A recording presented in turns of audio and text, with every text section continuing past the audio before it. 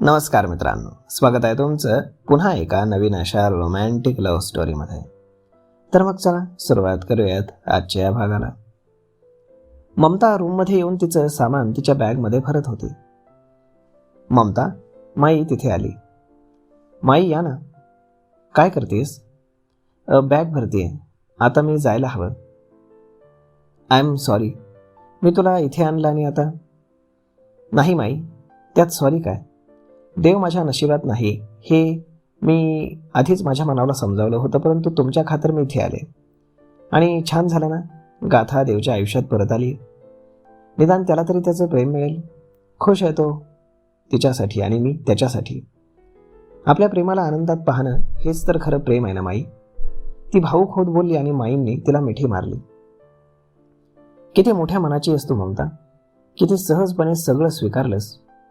तुझ्या जागी दुसरी कुठली मुलगी असती तर काय काय बोलली असती मला. मला तुझ्यासाठी फार वाईट वाटतंय. तुला जी स्वप्न मी दाखवली ती आता पूर्ण होणार नाहीत हे सांगताना खरंच फार दुःख होतंय मला. मी देवचं ऐकायला हवं होतं. उगाच एवढी घाई केली आणि तुला हर्ट करून बसले. I am sorry. सॉरी नका म्हणू माई. मी इथे आले ते देववरती माझं प्रेम आहे म्हणून. कुठेतरी मीही स्वार्थी झालेच ना. तुम्ही अजिबात मनाला लावून घेऊ नका. खरंच फार समजूतदार आहेस तू. तू ज्याही घरी जाशील त्या घराचा स्वर्ग होईल.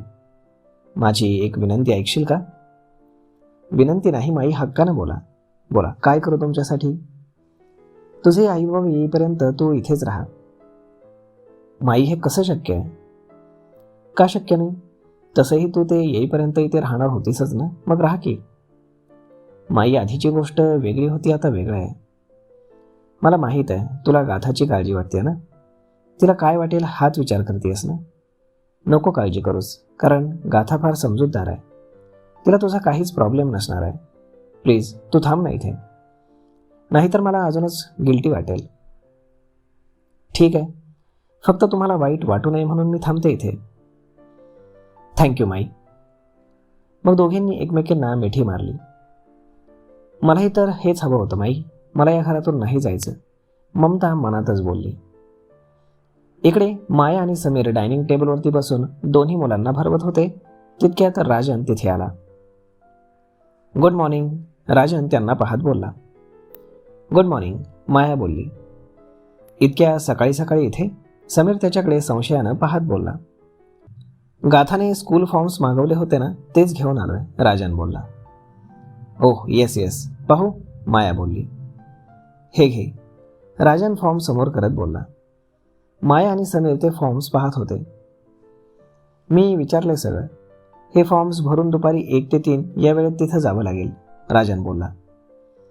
पण ॲडमिशन मिळेल ना, माया बोलली. आधी दोन्ही मुलांची टेस्ट होईल, त्यानंतर पॅरेंट्सची टेस्ट आणि त्यानंतर ते सांगतील, राजन बोलला. बाप रे, ॲडमिशन घेण्यासाठी पण परीक्षा असते का? यशोदा मावशी बोलल्या. हो ग मावशी, हल्ली चांगल्या स्कूलमध्ये ॲडमिशन मिळणं खूपच कठीण झालंय, माया बोलली. डोंट वरी मॉम, कुठलीही टेस्ट असू दे, मी टॉप करेन, सत्यम बोलला. व्हेरी गुड, समीर देखील अभिमानानं बोलला. मी पण टॉप करेल, ग्रीशा देखील बोलली. तुझा तर हा क्यूटनेस पाहूनच ॲडमिशन मिळेल, राजन तिचे गाल ओढत बोलला. तिनं लगेच त्याच्या हाताला पकडून चावा घेतला.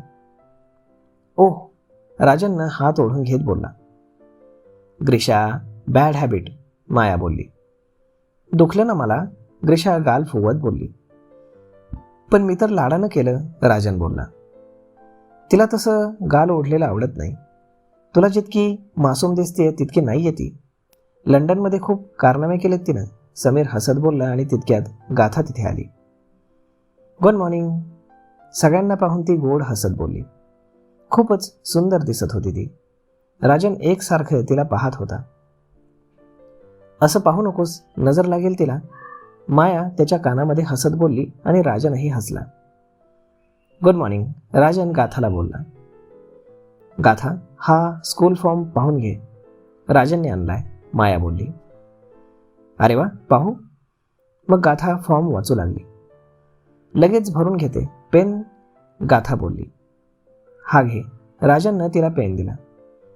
गाथा सगळा फॉर्म काळजीपूर्वक वाचून भरत होती आणि विशेष म्हणजे तिनं त्यात एकही गोष्ट मायाला किंवा समीरला विचारली नाही. याचं राजनला नवल वाटलं. इकडे काय रे, इमर्जन्सी नसतानाही एवढ्या सकाळी तू हॉस्पिटलमध्ये बोलावलंस? शिव वैतागत देवच्या केबिनमध्ये येत बोलला आणि त्याला पाहून देव हसला. अरे हसतोयस काय? एवढं काय आभाळ कोसळले जे तातडीनं बोलावलेस? राधिकानं बनवलेल्या टेस्टी नाश्ता देखील मी संपवला नाही, तो अजूनच चिडत बोलला. गाथा इज बॅक, तो हसत बोलला. हे सांगण्यासाठी तू मला इतकं तातडीनं बोलावलंस? शिवला आधी काही समजलंच नाही. व्हॉट? आणि लक्षात येताच तो एकदम शॉक होऊन त्याच्याकडे पाहू लागला. देव त्याची रिॲक्शन पाहून पुन्हा हसू लागला. येस, ती परत आली आहे.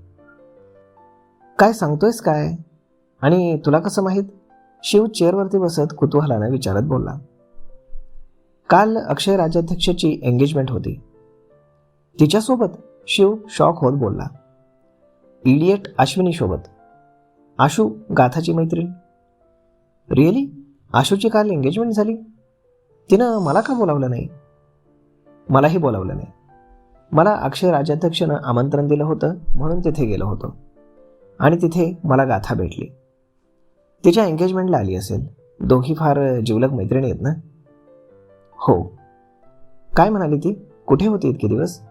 तू सांगितलंस का तिला की तू किती शोधत होतास ते? तिनं मला ओळखच दिली नाही. असं बिहेव करत होती जसं की मी तिथे नाहीच आहे. तिच्यासाठी मी अनोळखी असल्यासारखं वागत होती. देव भावूक होत बोलला. तिचं असं वागणं साहजिक आहे. मागे जे काही झालं त्यामुळे तिचं असं बिहेवियर स्वाभाविक आहे. तुला वाटतात तितक्या गोष्टी सोप्या नाहीत देव. थोडा वेळ जाऊ दे, इतकी घाई करू नकोस. सगळं समजतंय मला शिव. काल तिच्याशी बोलण्याचा मी फार प्रयत्न करत होतो, परंतु तिनं माझं काही ऐकून घेतलं नाही. आणि त्यात तो समीर. मला तिला भेटायचं आहे, खूप बोलायचं आहे, तिची नाराजगी दूर करायची आहे. ती मला माझ्या आयुष्यात हवी आहे शिव. तिला काल पाहिल्यापासून मला आता हा दुरावा सहन होत नाही. तू माझ्यासोबत येणार आहेस की नाही? तू सोबत आलास म्हणजे तिला समजावणं मला थोडं सोपं जाईल. तुझं ऐकते ना ती?